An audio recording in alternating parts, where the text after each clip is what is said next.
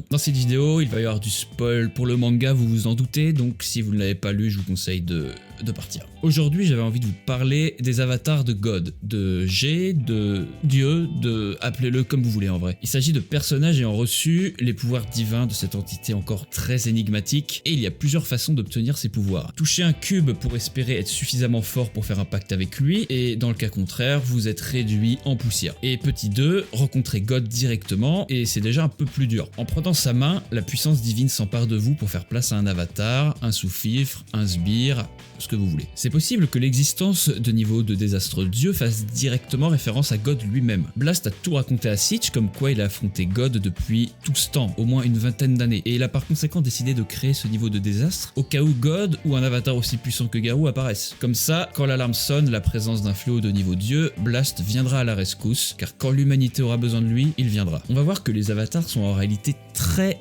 nombreux et sont présents depuis le début de la série. N'hésite pas à t'abonner si tu veux voir plus de contenu sur One Punch Man. Ça te donnera pas de pouvoir divin, mais est-ce qu'on en a besoin? Et le premier de cette liste, c'est Vaccine Man. Le tout premier monstre que l'on voit est en fait un disciple de God. Et pour le prouver, je vais sortir cette image. Yusuke Murata a mentionné lors d'un stream en 2017 que les sphères d'énergie lancées par Vaccine Man sont les mêmes que Chose et l'empereur des SDF. On va revenir sur eux un peu plus tard, mais on sait que Homeless Emperor a reçu ses pouvoirs directement de God. Lui et Vaccine Man parlent tous les deux de mère nature, du fait que l'écosystème a complètement été détruit par les humains, et que la seule façon d'y remédier, c'est d'exterminer l'humanité. On va rapidement revenir sur Chose, puisque c'est le prochain qui apparaît chronologiquement. Il n'y a pas grand chose à dire à son sujet, si ce n'est que lui aussi possède une attaque identique à Vaccine Man et Empereur des SDF. Les monstres sont liés à God, et on suppose même que c'est la source de l'existence des monstres. Est-ce que manger une cellule fait automatiquement de toi un sbire de God? Ça reste à débattre. Pour l'heure, Chose possédait cette attaque d'énergie et mérite donc d'être mentionné. Le prochain de cette liste est très intéressant puisqu'il s'agit de Phoenix Man, et plus précisément sa forme finale qui a été supprimée, le mode aigle brillant. Pour ceux qui ne seraient pas au courant, le combat Petit Empereur versus Phoenix Man a été refait au moins 2 ou 3 fois. Dans la toute première version du combat, Phoenix Man revient à la vie sous une forme extrêmement puissante. Et voici ce qu'il dit une fois revenu à la vie. Grâce au murmure de mon costume, je peux rayonner de l'énergie vitale, la renforcer jusqu'à ses limites absolues et redonner vie au cadavre. Enfin, un truc dans le genre, même moi je comprends pas tout. Par contre, dans la version actuelle, il dit ceci. Dans les temps anciens, les chamans se déguisaient pour invoquer les dieux et les esprits. L'espace à l'intérieur des costumes les conduisent au monde spirituel. Et si les murmures que Phoenix Man a entendus dans son costume, c'était en réalité God. Sur cette image, on peut voir en arrière-plan l'espace et une sorte de planète. Cette planète n'est pas mise là par hasard, croyez-moi, car on va retrouver quelque chose de très similaire dans les prochains chapitres, comme vous pouvez le voir avec ces images. À un moment, il mentionne Chien de Gardeman, comme quoi il allait bientôt être l'un des leurs. Chien de Gardeman serait-il aussi prisonnier de son costume? Deviendra-t-il lui aussi un avatar de God? On n'en sait rien. Revenons à présent sur l'empereur SDF. Comme je l'ai dit précédemment, il a acquis ses pouvoirs en rencontrant God, ou du moins une sorte de silhouette. Comment se fait-il qu'un humain aussi faible ait obtenu de tels pouvoirs? Dans les derniers chapitres, on apprend qu'un monstre peut redevenir humain s'il en a la volonté, mais l'inverse est aussi vrai. Un humain va se transformer en monstre s'il ressent trop d'émotions négatives. Homeless Emperor étant dégoûté de la race humaine, il était probablement suffisamment fort mentalement pour résister à ce transfert de pouvoir à ce moment-là. Je l'ai mentionné au début, ces sphères de lumière sont identiques à celles de Vaccine Man. Les deux étaient motivés par la même chose, éradiquer l'humanité afin que la Terre puisse de nouveau exister, sans parasite pour la détruire. Ça semble être donc l'ultime but de God lui-même. Il se sert de personnages de plus en plus forts pour parvenir à ses fins. Regardez Vaccine Man, il était relativement fort, mais moins que Homeless Emperor, qui lui-même est moins puissant que notre prochain avatar, Psycho-Orochi. Au moment où Psychos et Orochi fusionnent, ils font la rencontre de God, qui leur a conféré des pouvoirs à eux aussi. Lorsqu'elle attaque Tatsumaki avec un énorme rayon laser qui tranche littéralement la Terre comme du beurre, cette dernière se demande comment est-ce qu'elle a pu obtenir une telle puissance, avec la lune en arrière-plan qui représente God. Elle explique à Tatsumaki que lors de sa fusion avec Orochi, elle a eu une vision de sa destinée et d'une immense sphère semblant représenter des cellules du cerveau, ou la structure de l'univers, ou même la surface de Jupiter. À ce moment, un mystérieux pouvoir s'empara d'elle. Fais de ton mieux pour résister à la volonté de la Terre, choisie par Dieu. Et en parlant de Tatsumaki, lorsqu'elle essore Psycho-Orochi comme un vulgaire torchon à vaisselle, un gros plan est fait sur la lune. Et Tatsumaki ressent quelque chose qui vient interférer avec elle, comme si God était intervenu grâce à une petite brèche dans la dimension le retenant prisonnier. Il va même tenter de la corrompre en se faisant passer pour Blast, mais va échouer. Le prochain n'est pas réellement un avatar, mais il est affilié à God. Et je parle de Sage Centipède. Après qu'Orochi ait servi de sacrifice sur l'autel, cela a eu pour effet d'invoquer le mille-pattes ultime, comme on peut le voir représenté autour de l'autel. Ce monstre dit qu'il est l'incarnation divine de la Terre, envoyé pour se débarrasser du point qui s'est retourné contre Dieu, autrement dit Saitama. Mais il s'est fait couper par une attaque casse-brique de Garou. Il n'avait donc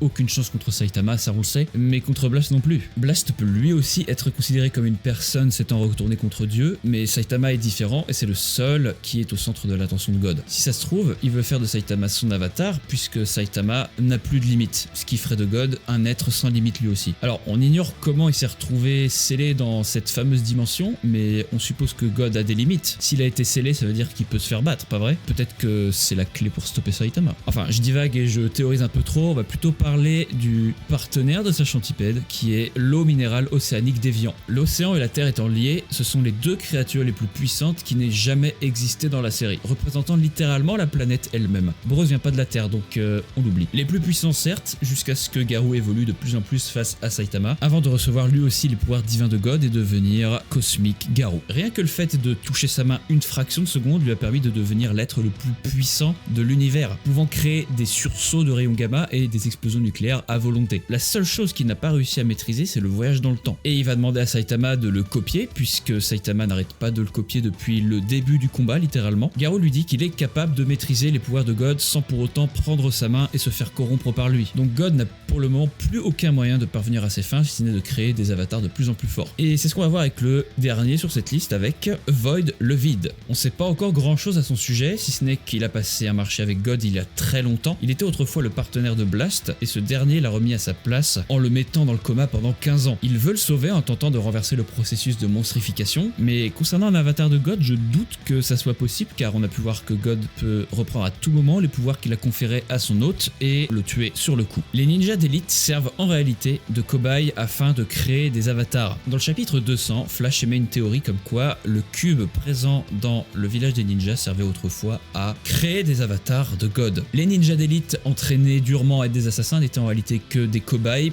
pour tester le cube, pour voir s'ils étaient assez puissants et devenir des avatars. Ceux qui échouent sont transformés en poussière et ceux qui réussissent deviennent comme Void, bien que nous n'ayons pas encore eu la confirmation que quelqu'un d'autre que lui ait réussi à conclure un pacte. Vraiment hâte de découvrir la suite. En termes de lore et révélation, on va être servi, croyez-moi. Hop, à la pause, c'est des PDM du futur qui vous parlent. À l'heure où j'enregistre cette petite séquence, un nouveau chapitre vient de sortir, le 201, et il y a des dingueries dedans, faut qu'on en parle très vite fait. Il y a un autre avatar qui vient de se greffer à cette vidéo, et c'est grâce à Void le Vide, qui d'ailleurs fait des dingueries. Il possède en fait le cube de God en lui, mais ce qui va nous intéresser, c'est ce qu'il fait avec ce cube. Il veut vraiment recruter Flashy Flash en tant que prochain disciple de God. J'ai pas encore lu la traduction vu qu'elle n'est pas sortie, donc je vais faire des estimations. Je pense que Flashy Flash est le meilleur ninja du village, et par conséquent, Void a décidé de le choisir lui pour devenir un réceptacle de God. Le cube va rentrer en contact avec Flashy Flash et il va avoir un flashback où il se souvient de la promesse qu'il a faite à Sonic comme quoi il allait l'aider à créer son village. Sauf que ce n'est pas Sonic, c'est God qui prend l'apparence de Sonic. Et chose assez touchante ici, c'est que God prend l'apparence d'un être qui nous est cher pour nous tromper. Ça veut dire que Flash considère Sonic comme étant son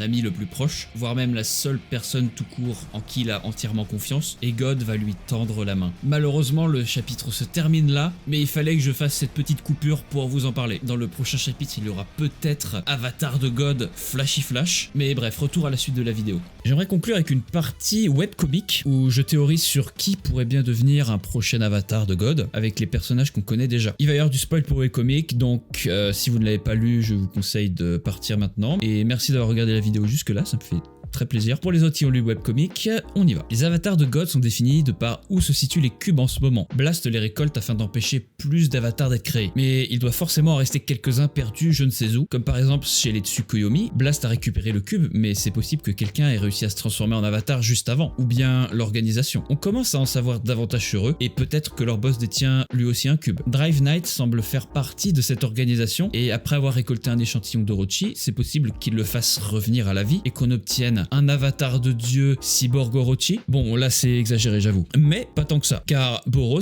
est bel et bien vivant. Tout peut arriver, mais qu'à Boros, c'est pour bientôt. Décidément, on sait encore trop peu de choses sur God, mais suffisamment pour faire ce genre de vidéo. Plus l'histoire avance et plus on se rapproche de la vérité, sauf dans le webcomic où Blast n'est pas encore apparu une seule fois en personne et God n'est mentionné que lorsque Homeless Emperor meurt. Merci d'avoir regardé cette vidéo jusqu'au bout. On voit les vrais qui restent jusqu'au bout et qui ne sont pas au bout de 2 minutes. Les données d'analyse en sueur. Pensez à vous abonner si ce n'est pas déjà fait. On vient de dépasser les 10 000 en 3 mois. C'est du rapide ma foi. Et sur ce, ciao.